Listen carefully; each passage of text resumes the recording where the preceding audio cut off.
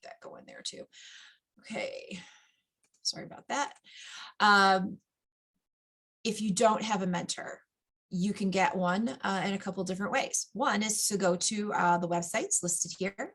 I will put those in chat after my opening remarks, or you can put a note in chat and ask me to have someone reach out to you, or you can email me, and my email is on the little caption under my picture.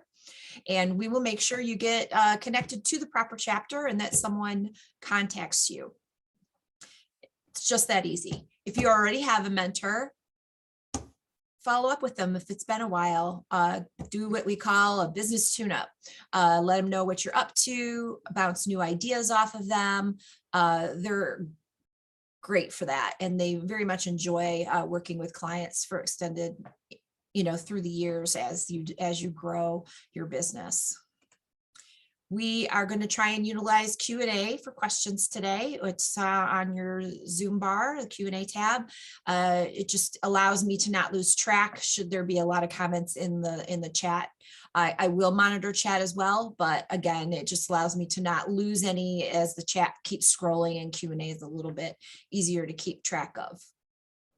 I guess that's about all I have to say for my portion. I'm going to stop my share, and I'm going to go ahead and turn it over to you, Peter. Great, thanks, Teresa. Welcome, everybody. I'm going to try and get my slides up here. Just bear with me. Let's see here. Share screen, and let's choose today's slides. Okay, share. And now, let's see. I think we need to go into the slideshow, right, Teresa? Yep. Okay. Let's see here. Beginning. Okay. There you go. How does that look? It looks great. Awesome. Okay. Excellent. All right. Well, Teresa, thanks so much. I really appreciate you inviting the SBA to join the SCORE webinar today. My name is Peter Contacos. I'm the Deputy District Director in the Massachusetts District Office of the SBA. I've been in this role for close to 2.5 years. Prior to coming to SBA, I worked at the U.S. Department of Transportation for over 11 years. In my time at US DOT, I worked in contracting, and so I was a contracting officer. So buying different products and services on behalf of the department and the government. I was also a small business specialist, so I worked directly with small businesses who were looking to do work with the government. And I was also a program manager, working on that side of the house to figure out what the requirements were for various programs, and then how to solicit for those requirements, how to evaluate companies' proposals that came in, and then handling the contract administration. So, that's just a little bit about who I am, my background. Wanted to share that with you all. So, really today I want to focus on a general broad overview of government contracting, and provide some information that I hope is helpful to everybody.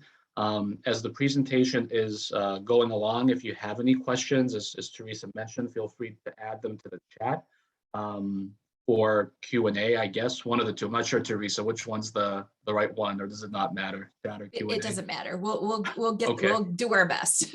Okay, great. And I'm gonna stop my video because I want everybody to be focused on the slides and then the content that's being delivered. So I'm just gonna try and turn that off. It looks like that worked, but Teresa, you guys can still hear me, correct? Yes, we can hear you. Perfect. Okay. All right. So we'll get started. So again, thanks for joining us, everyone. So, today's agenda, going to briefly go over the SBA mission, strategic planning objectives. Really, today is a deep dive into an overview and introduction to government contracting. Also, what types of technical assistance SBA can offer that dovetails into how you can be successful with government contracting, and then Q&A. And again, if you have questions as we go along, feel free to to type them in the chat Q&A box, and we'll get to them either during the presentation or at the conclusion of it. We'll do the remaining Q&A. So our mission here at SBA, we've been around for 68 years or so. We want to help small businesses to to start their business, to expand it, and to grow it, how to better manage it, how to be more successful. And so, again, we have a lot of different tools that we share, a lot of different resources that we share with folks. But I do feel like one of the best kept secrets is being able to do work with the federal government, meaning enter into either federal government contracts, whether they're purchase orders, whether they're grants, agreements. The government is the biggest buyer in the whole world. So we're going to get to that in a second in a couple slides, but we buy basically everything, whatever you can think of. So it could be something very basic, very general, whether it's janitorial services, something that's really, necessary and needed, whether it's, just basic supplies to the most complex services, services that are, related to aviation that, the Air Force needs. So we buy anything and everything, and then we'll talk more about that as the presentation goes on. Just sharing our strategic plan from 2018 to 2022. We are in the process of developing a new strategic plan, but again, it's all about helping small businesses to further grow or just to launch initially, building that entrepreneurial ecosystem, and getting folks connected to the right resources, the right people. And of course, with the ongoing pandemic with COVID-19, disaster relief and assistance is a huge part of what SBA also does. So, again, we talked about this real briefly. So free business counseling. We also have SBA guaranteed business loans. So working with various lenders where there are different products. If you need, access to working capital, if you need to do things with regards to, a building, whether you're going to buy a building, lease a building, property, actual physical capital. We have, loan programs for that where we work with lenders. And, if you can't get conventional or traditional lending, you can go to lenders who have entered into agreements with SBA, and SBA guarantees a portion of those loans. Depending where you're joining us from, if you're, either in Massachusetts or a different state, if you simply Google, for instance, Massachusetts District Office, you're going to get to the webpage for the respective district office. And on that webpage, there will be lots of information, including a resource guide, which is really tailored and specific to each state, as well as the SBA lenders, the lenders who have entered into these agreements and who provide SBA loans in partnership with SBA. So, let's say you're looking to sell your products or services to a different state, even if you're not located there. If you go to that webpage, a district office webpage, you're going to find what's called a resource guide, and there's going to be a ton of really useful and, again, tailored information there specific to the marketplace of that particular state. And again, federal government contracting, this is what we're going to focus on today. All right, so here we are. Are you ready to consider federal contracting? So contracting, it's referred to in a lot of various ways in the federal space. So it could be federal government contracting, it could be acquisitions, or it could be procurement. You're going to hear those words used interchangeably, but they basically mean the same thing at the end of the day. As I mentioned, the government's the world's largest customer, buying all kinds of products and services. And the government is required by law to provide various contracting opportunities to small businesses. So per Congress, per legislation, there's statutes which establish different types of socioeconomic set-aside programs for contracting. We'll get into that. But if you don't qualify for any of those programs, you can still, sell your product or service to the government. Just being a small business gives you additional consideration. But if you have one of those specific socioeconomic certifications, then you get like even more of a primary consideration than if you didn't have them. So again, we're going to get into this, but try to keep it high level so folks understand, but give you enough detail to kind of start to think about how you might want to dive deeper into this. Okay, so here are some, I guess, key introductory points. So with regards to government contracting, there's, I guess, two types of contracts. You can be a prime contractor or a subcontractor. And that's identified here in the first bullet and then the third bullet. So if you're a prime contractor, that means that the government is awarding a contract directly to you, to your company. There is privity of contract is what it's called. It's directly with your company, with your organization. If you're a subcontractor, then the company that is working directly with the government, prime, they may need some expertise. They may need some support to achieve what the requirements of the contract are. And so the government, may have a requirement, and maybe it has 5 or 6 functional areas or different types of products or services that are required. And let's say the prime can do 4 of those or 5 out of the 6, but they don't have the expertise in-house to do, the other piece of work. What they'll do then is they'll go subcontract. So they're going to say, okay, we've got a contract with agency, XYZ, and, this is the work that we have, but we need, someone who really has ability to deliver this type of product or service. Would you be willing to engage with us? Would you be willing to subcontract with us? And so that agreement would fall between the prime contractor and the subcontractor. The agency, the government agency, doesn't have a direct relationship or privity of contract with the subcontractor. So whether you're potentially going to serve as a prime or as a sub, you want to make sure that you feel comfortable working with the other, because you have to enter into a business relationship. And it's really important that there's trust established and that the relationship is one where you each feel comfortable enough to do business with each other. And whether that means putting something on paper and coming up with your own agreement, however you decide to do it. I've seen in my experience where it's worked really well, where primes and subs team up together and they bid on contracts, they submit proposals and they win. And it goes, really well. It's very successful and benefits all parties. But I've also seen the reverse, where the expectations were not communicated up front clearly, or there was a miscommunication, or, according to one party or the other one went back on their word. So it's really important to know who you're getting into business with, because it's going to impact your reputation. So that's one way of doing contracting, of considering contracting. The second bullet here, this dives deep into the small business set-asides, the socioeconomic programs I was mentioning earlier. So there are 4 programs which Congress has established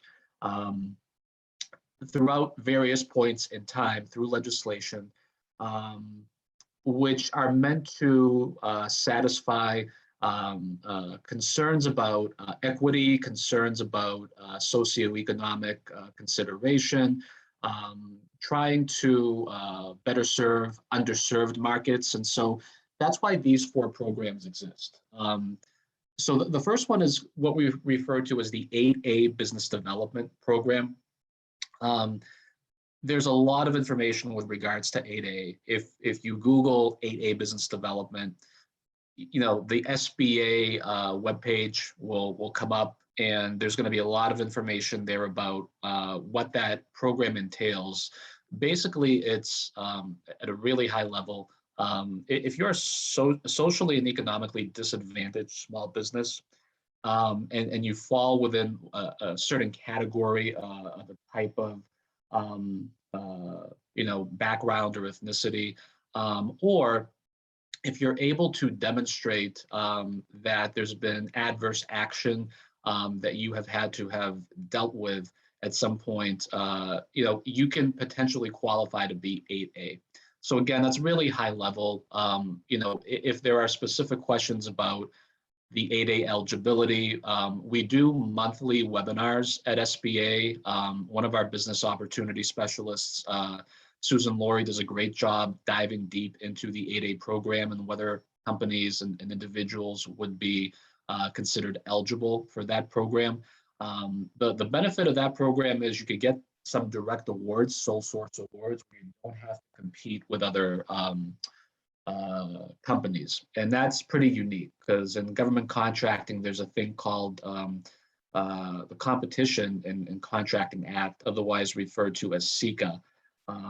So to do a sole source, to go to just one company, there really has to be either a justification or it has to be clearly expressed through statute. So that's one program that the government has.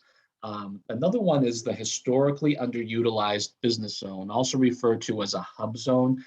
So for this program, it's really focused on areas that are not doing well economically. They're under distress, under duress, and it's trying to help grow their economy. It's trying to help get them back into a better place. And so there's different requirements here in terms of the percentage and number of employees that the company has to have that are also living in a hub zone.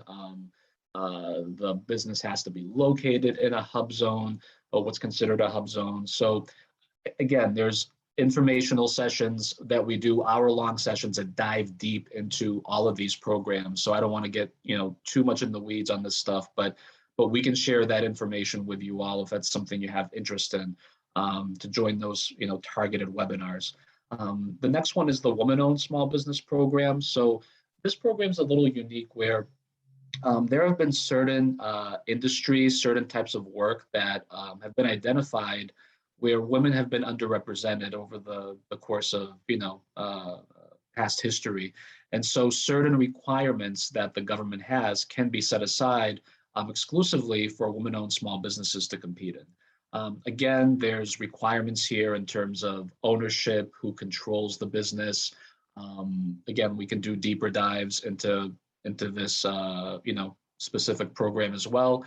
And the last one is the service disabled veteran-owned program. So again, there's requirements here on what qualifies folks to be service disabled in terms of the veteran-owned aspect of the business, who does the primary work, how is it owned and operated. The first three programs, SBA handles the certification process for that. The Service Disabled Veteran Program, SBA will take over the certification process next year from the Veterans Administration.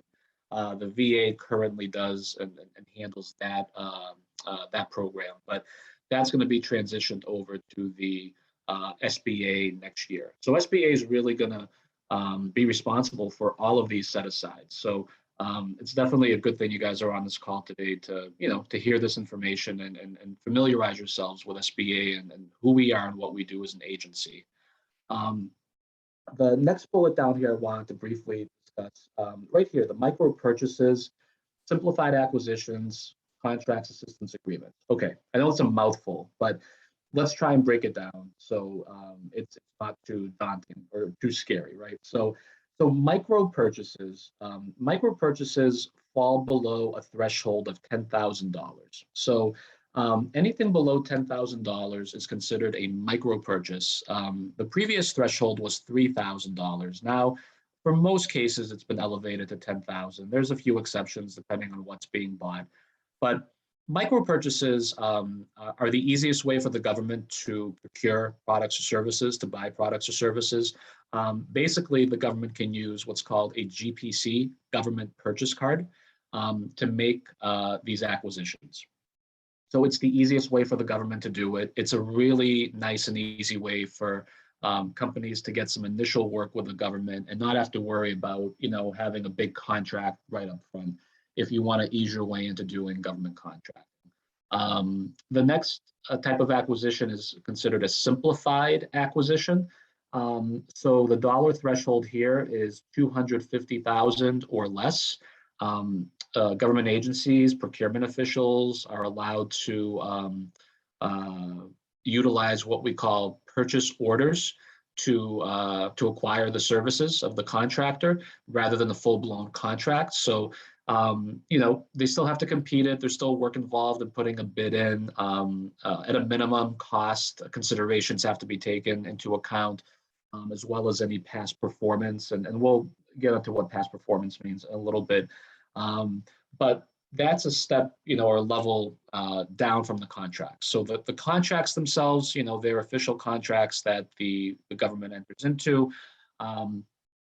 When considering how to solicit requirements, how to, put a solicitation, a request for proposal or quote out there, the government has to give small business consideration first, as we discussed. And initially, any of these 4 programs have to be considered. So, I need to go back one. That's okay. We can show this because this is actually going to tie into what I'm going to discuss. So, okay, we'll see, it all works out, I guess. Huh? So the 4 programs right here, these are the primary targets of consideration that the government has. So when the government's doing its market research, when it's surveying the marketplace to see, what kind of capabilities are out there, they have to try and find firms that are either 8A, woman-owned, hub-zone, or service-disabled. There's parity amongst the 4 programs, so it's not like one takes, a higher level of precedence than the other. But each of these 4 has to be considered at some level. If no companies, are identified that have any of these designations, then if you're a small business, just means you don't have any of these designations, but you're still considered small. That means that the government has to look at those businesses, and then if that doesn't work, then the procurement is placed out there for what's considered full and open competition, which means small businesses can bid on it, but they're going to have competition from the larger companies. Think like Raytheons of the world, or Booz Allen's, or L3.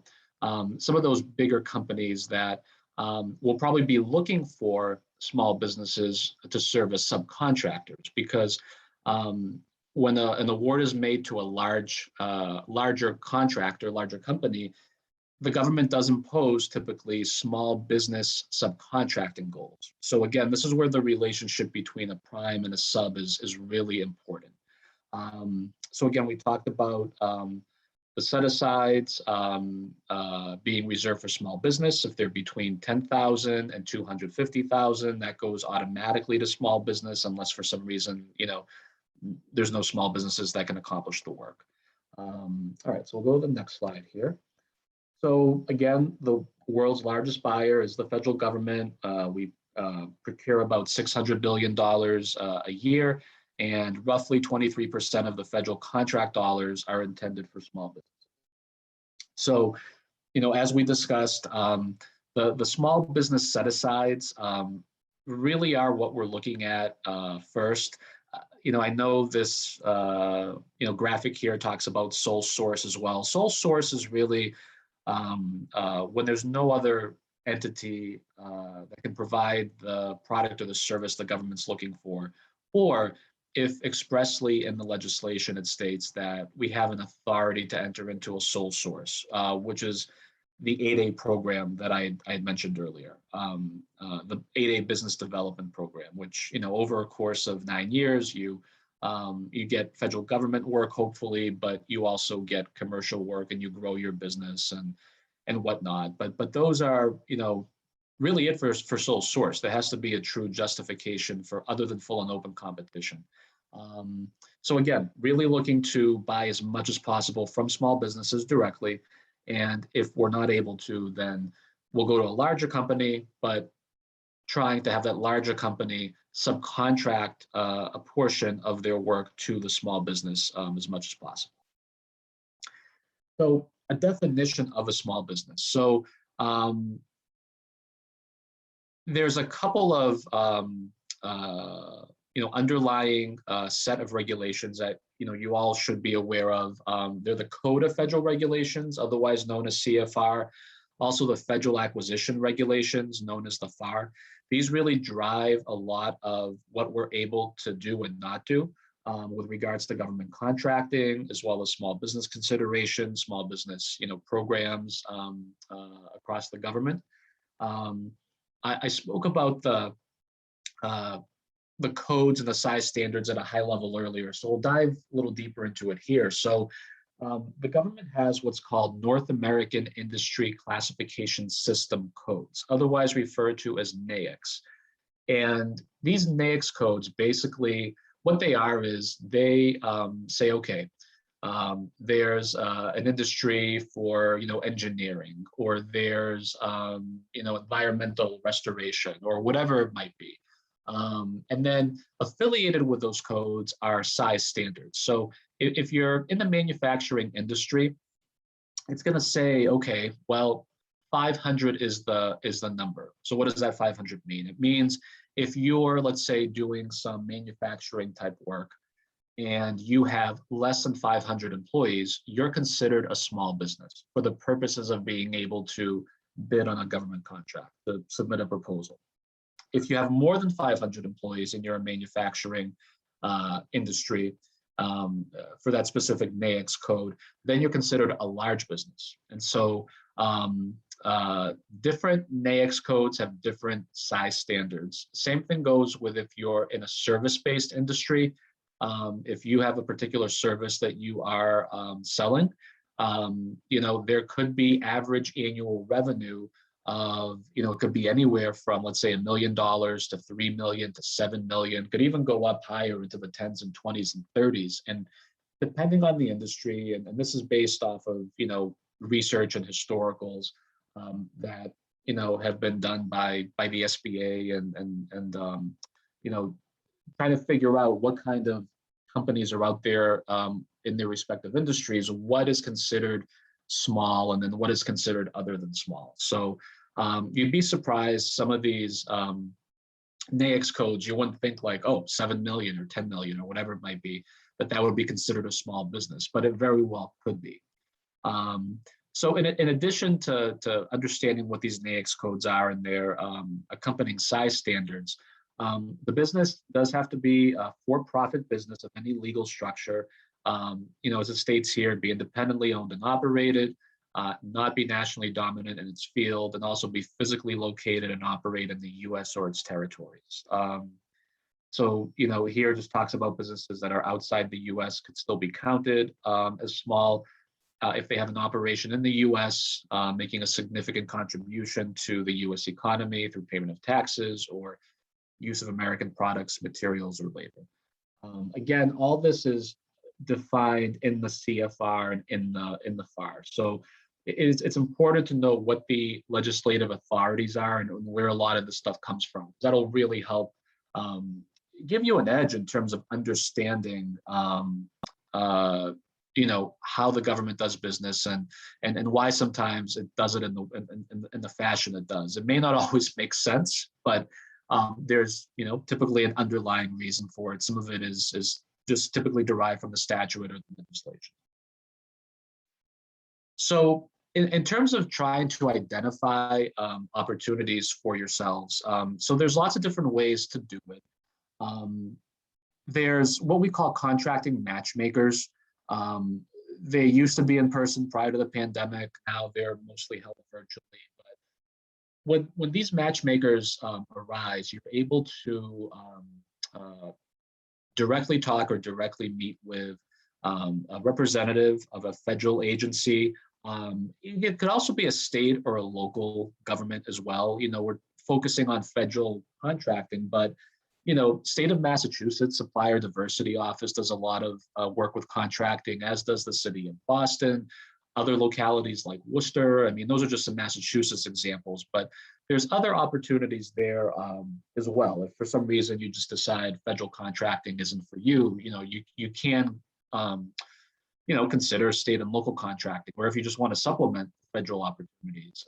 Again, we can get into that in a whole other session, but just want to put that on folks' radar. But with regards to the federal opportunities, again, here I just lay out, the public law, the background to some of this stuff. But basically, if you go to acquisition.gov, that's the first key website here. You can search by all the different federal agencies, and they're going to have some really key information there. They're going to have what they're forecasting for the fiscal year, which runs from October 1st to September 30th. And they break it down by what they anticipate they're going to procure each quarter. So quarter 1, 2, 3, and 4. They provide an estimated dollar range. They provide what the proposed NAICS code is going to be that we just talked about. They typically give a general overview of the types of services or products they're looking to acquire. There's a lot of really good information there. And also if they're considering, whether or not to set this aside for small business or not. So if you see something and you're a small business and they're saying, we haven't identified any small businesses, this is a really good opportunity for a small business to say, hey, wait a second, I'm a small business or I have this certification, you should be giving me primary consideration before you formally put the solicitation out there. And this is simply a forecast at this point in time. In addition to that information, there's what's referred to as a small business and business opportunities information.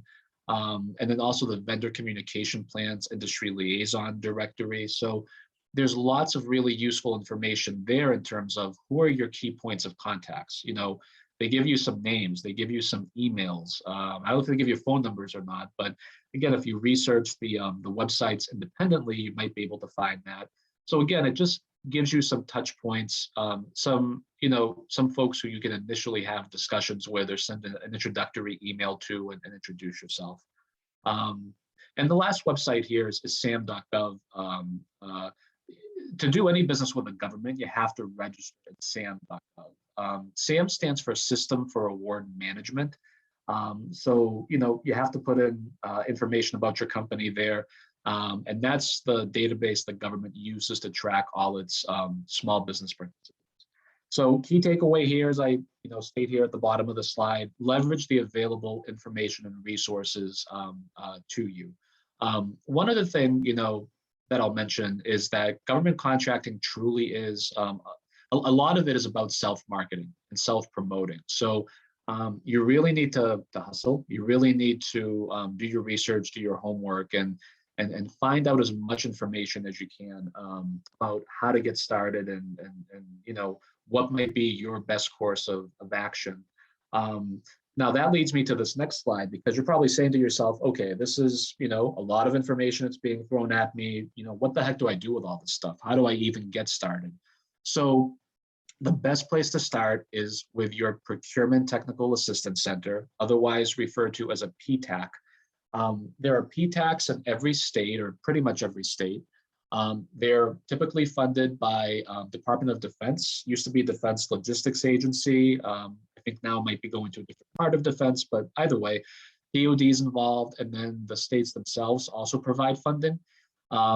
So if you're looking to do work with the federal government in terms of obtaining a contract or even a purchase order or a micro purchase, through the purchase card as we discussed, these are the folks you have to go to. This is the organization you have to go to get started. So the information is here for the Massachusetts Ptac. They've got some wonderful counselors there who really know their stuff. I've been fortunate enough to work with them in my capacity here at SBA and help counsel, businesses with them and to be able to hold various webinars. They're really good, solid resources when it comes to contracting, and it's free. The services are free, and they provide a whole range of services, whether you're at the stage of just needing to learn more about federal government contracting, whether you're looking to submit a proposal. They'll help you, in lots of different ways. They can help you with data mining, different websites to search for, pertinent information in terms of what agencies are buying, frequency of when they're buying things, type of procurements that have been made, who have the procurements gone to, all of this is publicly available information. And that'll be in an upcoming slide. So they can really drill down a lot. Another great service they have is being able to get you into the system, which you can filter it basically, and you can say, okay, I'm looking for opportunities in XYZ from, agencies ABC or whatever. And you can get a lot of those opportunities as they come up sent directly to you, so that you don't have to, manually or intensively, necessarily have to do that, every day or every week or whatever the frequency is. So again, just a lot of really great services and types of support that the Ptac offers. I can't speak highly enough about them. So next couple slides, and then we're almost, concluding here. I have some steps for success and also tips for success. So next couple slides are steps for success. So as I mentioned, register as a Ptac client, free services. That should be the number one thing you do.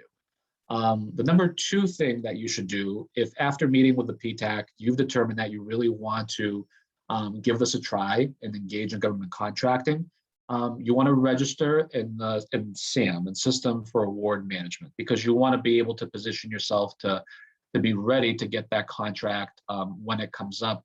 And the very first step you have to take is just being registered in this database, in the system. The next thing that's important is developing a business capability statement. Again, this is something that the Ptac does. Our office, actually, in partnership with the Ptac, over the past couple of weeks, had a mini series that we kicked off this year. The first part of it was all about how to develop a capability statement. Could be referred to as a business resume. But it's a one-pager basically that really outlines the key pertinent information that you're going to need to include if you are trying to engage a federal government agency, or you're trying to engage a contractor to serve as their subcontractor, or even if you want to identify subs and if you're the prime. So we had that as our first session, and the second session this morning was having folks make their elevator pitches, and saying, hey, you're meeting with someone, you're in front of somebody, how are you actually going to pitch your company and what you do, and share your statement, and then how do you adequately, like a resume, how do you tweak your capability statement, how do you refine it? If you're doing your research, and this is jumping down to the last bullet, but if you're researching the different programs that are out there, the different agencies, how is that all being taken into account in this capability statement? We talked about determining what your eligible NAICS codes are. That's important because when the government puts out a solicitation on sam.gov, they're going to say, we have a requirement, and we determine that the requirement falls under this NAICS code, this primary code. So it's important for you to know which NAICS codes that you could fall under. You can go into sam.gov at any point in time and check off as many NAICS codes as you basically want. I mean, you have to attest that you're doing so truthfully and that you're able to perform the work under that NAICS code. But it does have to be checked off that you can do the work in that, in that area. So again, we talked about you want to do a deeper dive into these federal certifications that we discussed, determining if you're eligible. So we hold monthly webinars. If you sign up at sba.gov/MA, whether it's 8A, Woman-Owned, HubZone, we have monthly webinars that dive deep into those specific socioeconomic programs. Hey, Peter, additional steps. can I ask? Oh, sure. Yeah. Yeah, go for it. Can you contact Ptac in other states if you operate in multiple states? Yes, so Ptac will accept clients if they are located in that state. So let's say, someone has a business in Massachusetts and someone has a business in Nebraska. So you can contact your Ptac in Massachusetts for your Massachusetts business, and then also Nebraska for the Nebraska business. Thank you. Sure. This is the second slide for steps for success. So this first one is so critical, researching the federal contracting marketplace. So, searching those procurement forecasts we discussed, the open contract opportunities on sam.gov, utilizing the bid matching services that we just discussed about, trying to, figure out how you're going to filter the different requirements so that, you're able to use these automated systems to your benefit and you're leveraging them. Data mining, we talked about that. a lot of information out there. If you sign up with a Ptac, again, it's a free service. They're going to be able to provide you access to their webinars conducted by this company called Gavology. Now, we don't endorse anybody or any specific company, but that's the company that Ptac works with. And Gavology, they're a wonderful resource. They go over some really tangible topics on a weekly or bi-weekly basis. You can get them on demand as well. And one of those topics is, how do you data mine? How do you actually figure out what the government is buying, so that you can either determine, is the government selling what I'm selling, or excuse me, is the government buying what I'm selling? Or maybe you determine that the government's buying a certain, I don't know, cadre of products or services, and you may not necessarily do that, but someone else who does, or you can partner with others who do. So again, it just opens up a whole slew of opportunities. Engaging in self-marketing activities. Again, this is something we always talk about here at SBA. Really, you have to be a go-getter with this stuff. You have to, attend industry days, matchmaker events, webinars like these. Do your research on this stuff. If you're able to get in front of an agency representative, if they're a small business specialist who advocates on your behalf, if it's a contracting official, a programming official, you want to make sure you've done your homework and that you've identified how you can be beneficial and helpful to that organization. So in other words, you're going to pitch yourself as being part of the solution. You're going to help solve a challenge or a problem that agency has. You're not just going to go there and say, well, I'm a small business and the law requires you to consider me. You're not going to do that. That's not going to get you far. Believe me, I can say that from my experience. You're going to want to say, hey, I've researched your company. As I best understand it, or your organization, your agency, whoever it is you're pitching yourself to. As I understand it, this is what, your mission is. This is, these are your core needs. These are your challenges. And this is how I believe I can support you and I can assist you and I can contribute to being part of that solution so we can all be successful. So, and that starts a conversation. If you frame it that way, it just helps so much, and it really gives you more credibility. And you got a lot of people who are going to these, agencies or these representatives who want to, get in front of them, who want to get opportunities, and they just, quite frankly, don't have the time to meet with everybody or engage with everybody. So you want to have yourself and your company be able to stand out somehow. How do you differentiate yourselves? What is your competitive advantage over the rest of the competition? And again, consider state and local contracting opportunities. Here again, we just mentioned the Commonwealth of Mass, their Office of Supplier and Diversity. They've got some really cool initiatives going on. They're automating some of their processes. They are, trying to leverage a lot of different tools and make things easier for folks to engage with the government. City of Boston, I know that there's a push for more equity in procurement with City of Boston as well. And they're actually starting to model their contracting after the federal contracting practices in some ways. That's, some of what we've heard. I know in Connecticut, the state of Connecticut, I heard recently, they're actually trying to do the same thing. So what happens is sometimes the states have different requirements in the federal government. And sometimes the states will say, okay, we'll reciprocate what the federal government has. So if you have a certification for federal government, at the state level, it's different, but we'll reciprocate it because, you have it with the federal government. Federal government will not reciprocate necessarily. Well, I shouldn't say necessarily. It won't reciprocate with the states. So there seem to be some synergies going on there going forward. So again, just being on top of that stuff and in front of it, understanding it, engaging with different officials.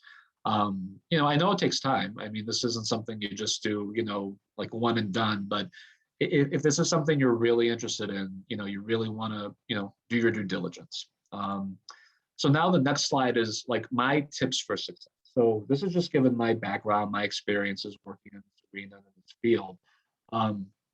You want to consider the time and financial commitments that are required to doing everything we've talked about. I've mentioned this, I think, a few times, because you really do have to, decide, is it worth it for me or not? Do I really have the time and energy at this point in time to engage in this? Maybe it's not right at the moment. Maybe it's better to do so down the road, or whatever it might be. You just have to determine for yourself, are you ready to really dive into this?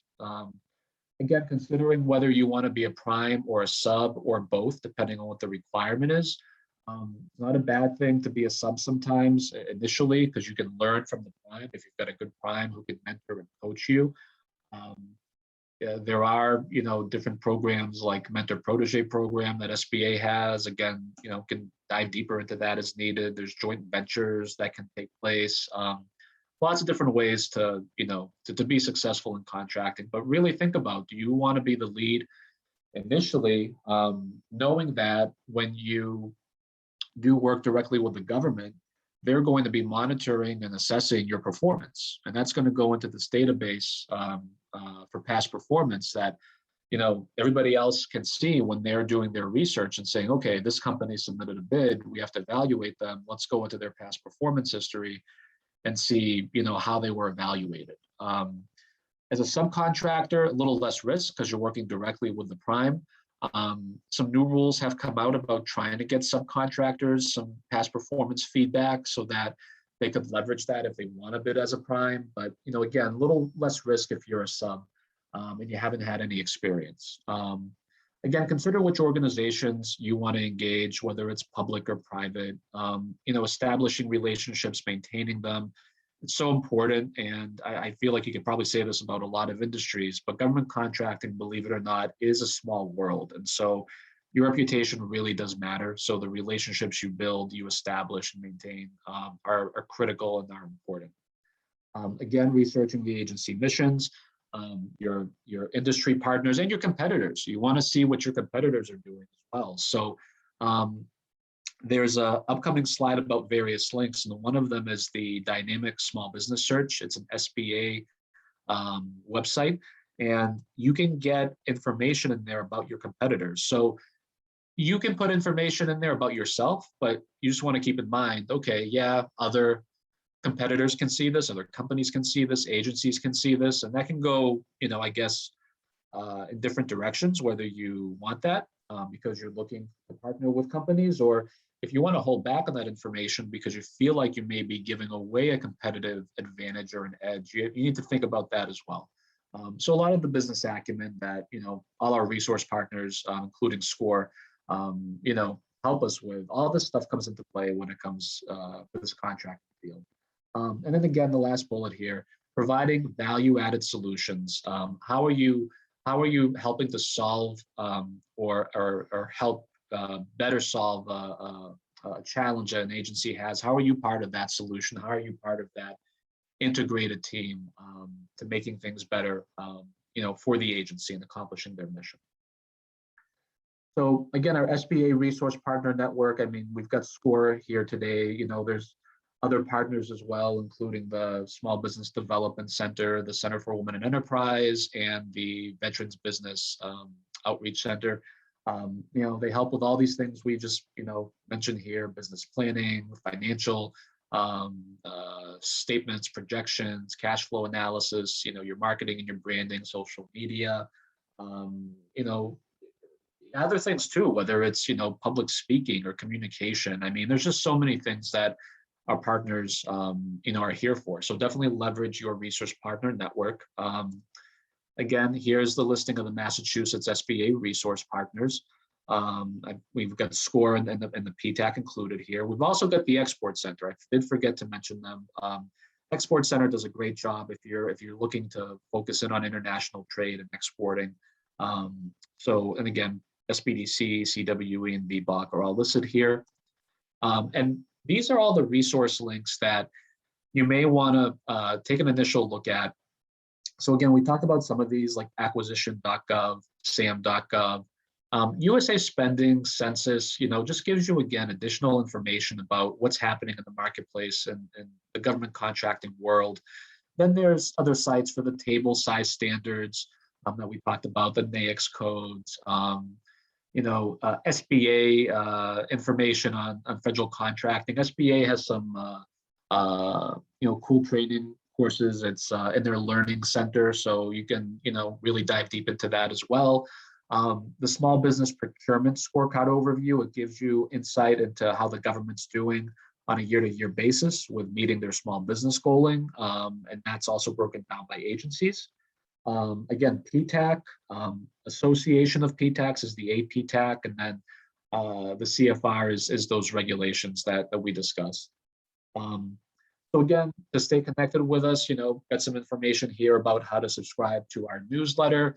We send out at a minimum 2 releases a month. One is a calendar of upcoming events for that month at the beginning of the month, and then the next one is typically mid-month, highlighting either key initiatives we have going on, webinars, success stories. We really do feel like learning about what others are doing, how they're doing it, can motivate and inspire businesses, and can also help businesses learn how to be successful. So follow us on Twitter.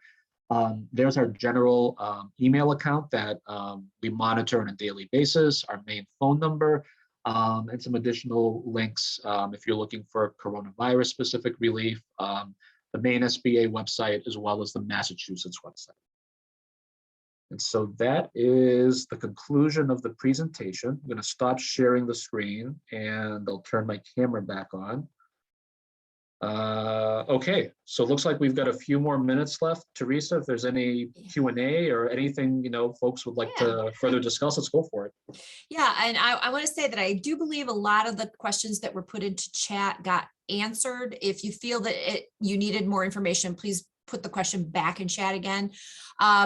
One question, how do you target micro purchases if you don't want to get into the big stuff? That's a good question. So, again, it would be working with, the different agencies to introduce yourself to, a federal agency to say, hey, this is who I am, this is what I do, and just be upfront about it. Just say, I really would like you all to consider me for any micro purchases that you potentially might do. This is what my business does. I've researched your organization and it seems like you guys have a need for XYZ. So that's one way of doing it. The other way of doing it is to data mine the information and consider whether or not that agency even procures using micro purchases, using the purchase cards. So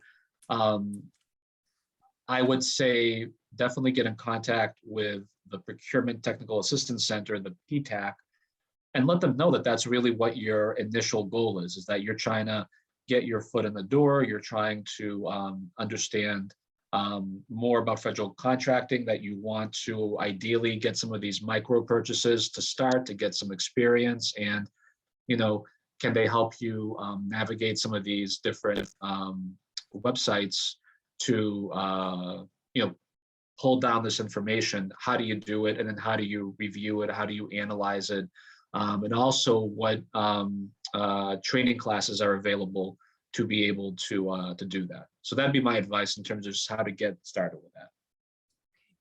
And I think you addressed this early on, but let's might be a late joiner. Do you need to be an LLC, or do you have to be incorporated to contract with the government? So there's lots of different ways you can qualify as a small business. So you don't necessarily have to be LLC or have a incorporation of articles. There's lots of different ways. I'm just going to go really quick back to the slide here. Let me just pull it up. Give me 1 second. That talked about what's considered a small business. Just bear with me here. Let's try and find this. Okay, so you have to be a for-profit business of any legal structure, be independently owned and operated, not be nationally dominant in your field, and also be physically located and operate in the US or its territories. So that's the legal definition of a small business with regards to doing work in the government contracting arena. Okay, I don't have any other posted questions. So I guess that's a wrap. So I just want to thank everybody for joining today. And Peter, you absolutely provided a tremendous amount of information. And as I posted in chat, we will get that recording link on our website so that you can watch this again if you have any questions. And yeah, I guess that covers it. So thank you, everyone, and have a good rest of the week. Thanks, everybody. Teresa, appreciate the opportunity. Thank you. Yep. Bye. Take care. Bye-bye.